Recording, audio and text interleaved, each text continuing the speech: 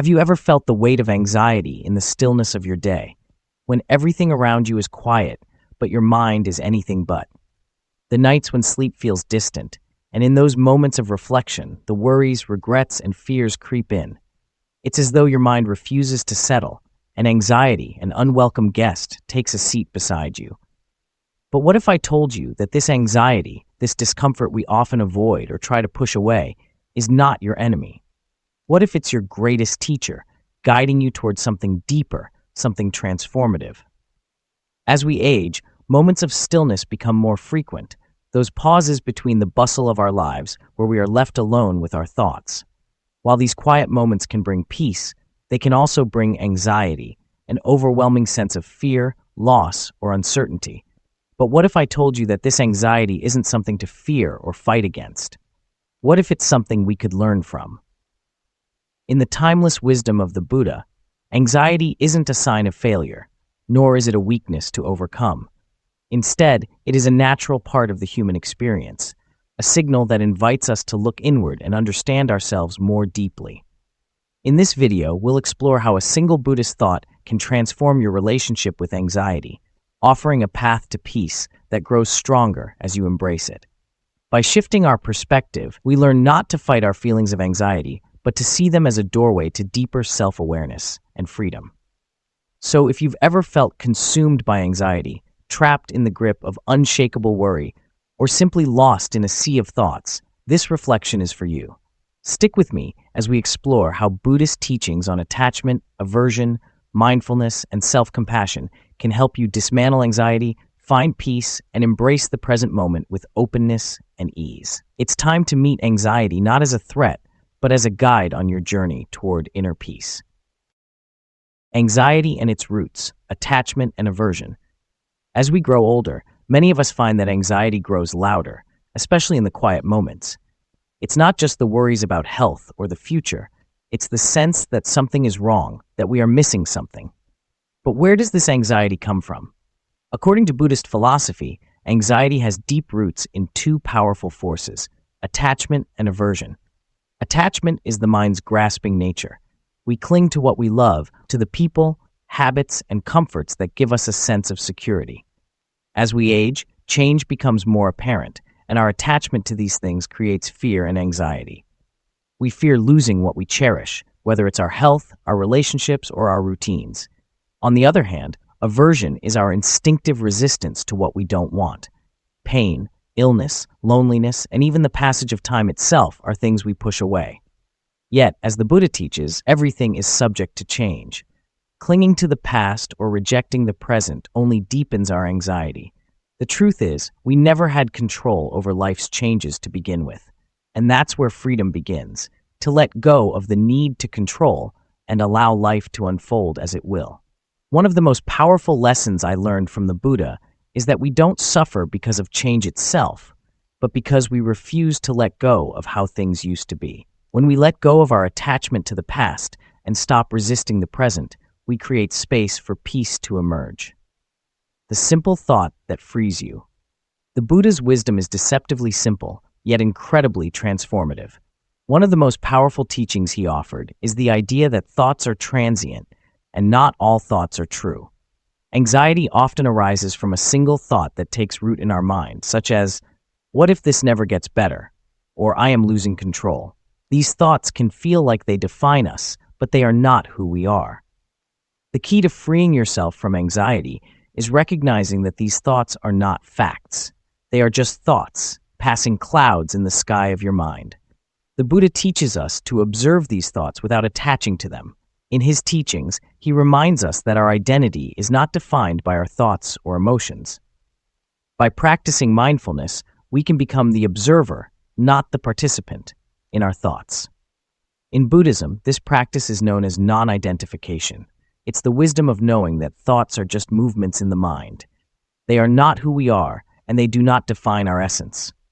When anxiety arises, the practice is not to suppress it or to shame ourselves for feeling it, but to see it. When we do, we begin to disempower it. We realize that anxiety is just a passing thought, not a permanent state of being. Mindfulness, anchoring in the present moment. Mindfulness, a core principle in Buddhist practice, holds transformative power in managing and reducing anxiety. At its essence, mindfulness is the art of being fully present, experiencing the moment without judgment or distraction.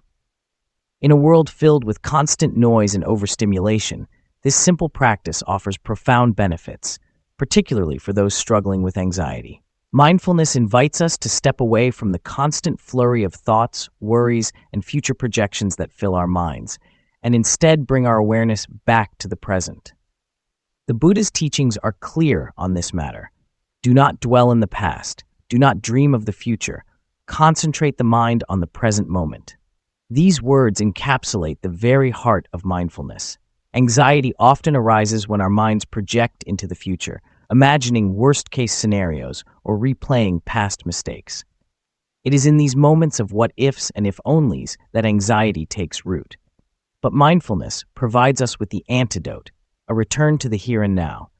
The practice of mindfulness asks us to focus on the present moment, to observe our breath, to feel the sensations in our body, and to notice the world around us without labeling or reacting to it. This brings our attention away from the spiral of anxious thoughts and gently grounds us in the current moment. In Buddhism, mindfulness is not about suppressing our thoughts or emotions, but rather observing them without attachment. It is about creating a space where we can experience life fully and without judgment. When we are mindful, we can tune into the sensory experiences around us. We might notice the warmth of the sun on our skin, the gentle sound of the wind in the trees, or the rhythm of our breath.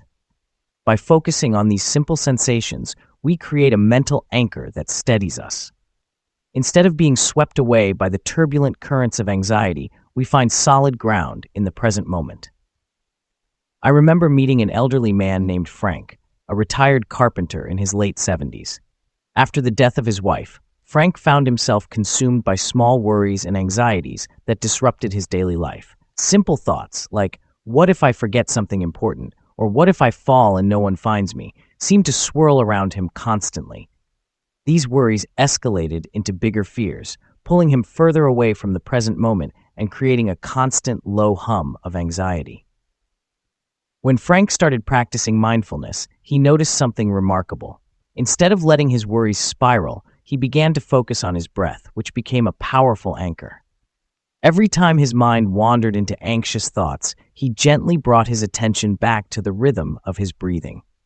With each deep, steady inhale and exhale, he grounded himself in the present moment.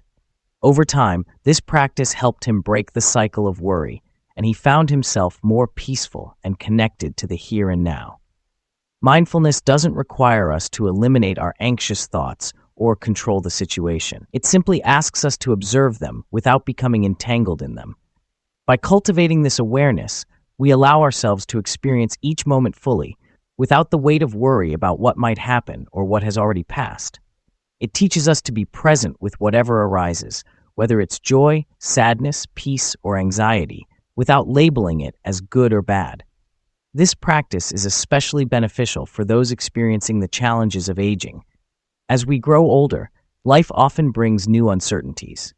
Our bodies change, our relationships evolve, and we may find ourselves facing more moments of stillness and solitude.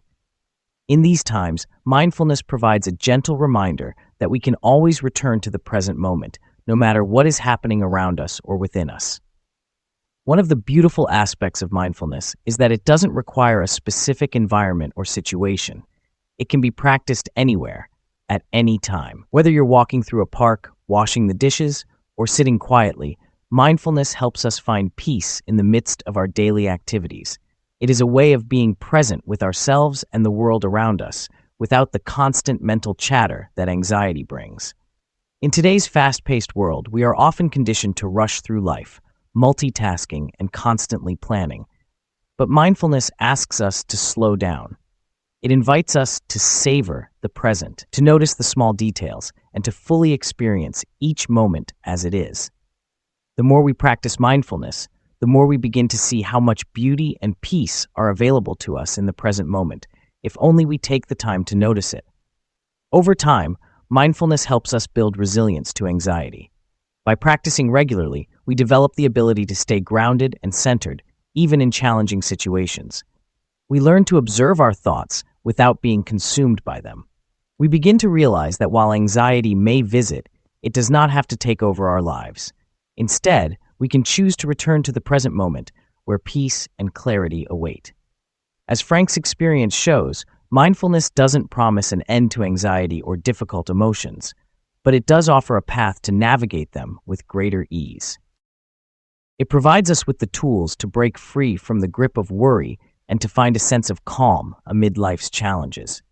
And with consistent practice, we begin to discover that the present moment, with all its simplicity and stillness, is enough to bring us peace. So, whether you are facing anxiety, stress, or simply the quiet moments of life, mindfulness offers a gentle and powerful practice to anchor you in the present. By focusing on your breath, observing your surroundings, and letting go of judgment, you can find peace amidst the storm. With mindfulness, we learn to let go of the past, stop worrying about the future, and simply be present just as we are. And in doing so, we find the freedom to experience life fully, with clarity, peace, and compassion. Self-compassion, the kindness that softens anxiety. Self-compassion is a powerful and transformative practice, especially in the context of Buddhism. It's a practice that is often overlooked in our society, where we are taught to be strong, to endure suffering without acknowledging it, and to always put others first. But as we age, the reality of life's challenges becomes more apparent. Aging often brings physical and emotional difficulties, and at times, the weight of responsibility that we once carried with ease becomes a heavy burden. In those moments, self-compassion can be a guiding light. Buddhist wisdom tells us that true peace doesn't come from striving for perfection or repressing our emotions. Instead, it comes from embracing our imperfections and treating ourselves with the same kindness we would offer to a dear friend. When we practice self-compassion, we allow ourselves to be human, flawed, vulnerable, and worthy of love and care. It's a gentle reminder that we are not our anxieties and we are not defined by the challenges we face. When anxiety arises, it can feel like a weight pressing us down, making it hard to breathe, think clearly, or move forward. Often, our immediate response is to criticize ourselves for feeling anxious. We might think, why can't I just let this go? Why am I so weak? These kinds of thoughts add to the cycle of suffering, feeding into the anxiety and making it worse. But self-compassion teaches us to take a step back and respond to ourselves with care. It's about acknowledging that we are doing the best we can, even when it doesn't feel like enough. It's about treating ourselves with the same tenderness that we would show a loved one who is hurting. By doing so, we begin to soften the grip of anxiety, allowing space for healing and peace to enter. The Buddha's teachings on self-compassion emphasize the importance of understanding that suffering is a part of life, but it's how we respond to that suffering that matters most. When we meet our pain with compassion, we transform it. Compassionate awareness allows us to observe our feelings without being consumed by them. It creates a space between ourselves and our anxiety, helping us to recognize that it is something we are experiencing, not something that defines us. One of the most profound stories of self-compassion that deeply touched me was the story of Ruth, a 79-year-old woman who had spent her life caring for others. After her retirement, Ruth's life took a turn with the passing of her beloved sister. In the quiet of her own home, she found herself overwhelmed by waves of anxiety, something she had never truly experienced before. The pain of loss was deep, and she felt adrift.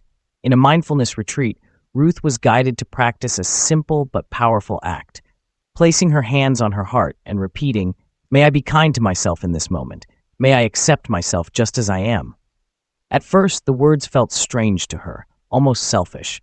She had spent her entire life caring for others, never really giving herself the love and care she now so desperately needed. However, as she continued to practice, something shifted. Over time, Ruth began to accept her feelings of anxiety without judgment. She no longer saw herself as weak for feeling anxious. Instead, she embraced herself with kindness, just as she had always done for others. Slowly but surely, her anxiety began to soften, and she started to find peace again. What Ruth's story illustrates is the healing power of self-compassion. By offering ourselves the same tenderness we offer others, we begin to heal. This is not about excusing ourselves from taking action or addressing our anxiety. It's about permitting ourselves to feel, to experience the discomfort, and to meet it with compassion. In Buddhism, self-compassion is not a luxury, it is a necessity.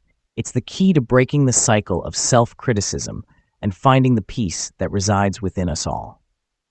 The thought that destroys anxiety. This is not me. The Buddha's teachings provide us with profound insights into the nature of suffering and the path to liberation. One of the most liberating thoughts that we can use in our daily lives is the realization that we are not our anxiety. Anxiety may visit, but it does not define us. The Buddha taught that we are not our thoughts or emotions, we are the awareness that observes them. This is a powerful concept known as non-identification. When we identify with our anxiety, we become trapped in it. We believe that it is a part of us, that it defines us, and that we must carry it forever. But, in reality, anxiety is simply a temporary experience that arises and passes away. By repeating the thought, "This is not mine," "This is not me," "This is not who I am," we begin to reclaim our peace. We shift from being overwhelmed by our emotions to becoming the observer of them. We step back and create space between ourselves and the anxiety. This simple yet profound practice helps to dissolve the grip of anxiety, allowing us to remain steady even amid emotional turbulence.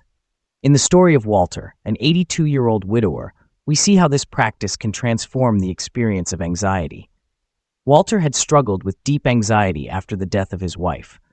The grief and loneliness were overwhelming, and he found himself consumed by fear.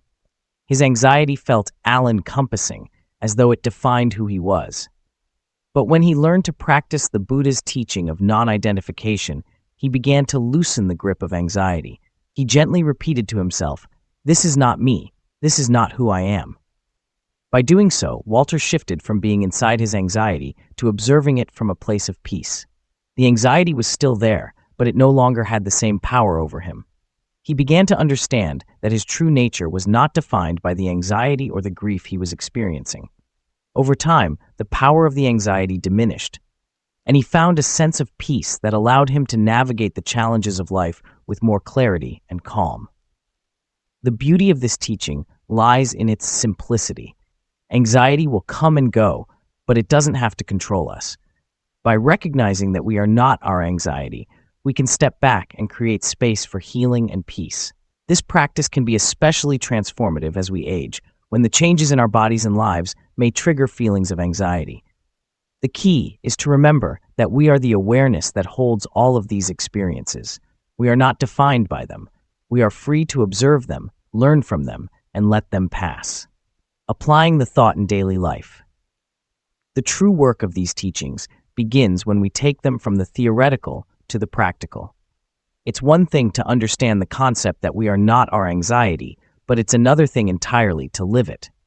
The practice of saying, "This is not mine, this is not me, this is not who I am," becomes a daily anchor that helps us navigate the ups and downs of life with greater ease. Whenever anxiety arises, take a moment to pause. It's easy to become swept up in the thoughts and worries, to feel like you're drowning in a sea of fear. But if you can remember this simple thought, you will begin to create space for peace. By breathing deeply and repeating, "This is not mine, this is not me, this is not who I am," you remind yourself that anxiety is just a passing experience, not something that defines your essence. This practice doesn't make the anxiety go away immediately, but it does change the way you relate to it. Instead of becoming overwhelmed by the emotion, you begin to see it for what it is, temporary and fleeting. Just as clouds pass through the sky, so too does anxiety pass through your mind. The more you practice, the more you will come to realize that anxiety is not something to fear, but something to observe. As you continue this practice, you will notice that anxiety no longer has the same power over you. You will become more grounded, more centered, and more at peace. The practice of mindfulness, combined with the thought for, "This is not mine, this is not me, this is not who I am," will allow you to stay anchored in the present moment, even amid chaos. This thought becomes a tool for liberation, a way to return to your true self and the peace that resides within. Life is full of challenges, especially as we grow older. But with the wisdom of Buddhism and the practice of non-identification, we can learn to navigate these challenges with grace. Anxiety may visit, but it no longer defines who we are. Instead, we become the sky that holds the storm, the observer who remains steady no matter what emotions arise. This is the power of Buddhist practice, finding peace within ourselves, even amid life's most difficult moments.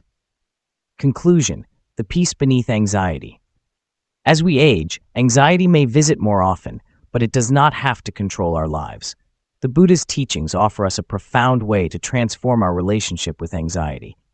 By recognizing that thoughts are not facts, practicing mindfulness, and cultivating self-compassion, we can create space for peace within. The thought, "This is not mine, this is not me, this is not who I am," is a powerful tool for liberation. It helps us remember that we are not defined by our anxiety and that peace is always available to us. So the next time anxiety arises, don't fight it. Meet it with compassion, with mindfulness, and with the gentle reminder that you are not your anxiety. You are the calm, the stillness, the peace beneath the storm.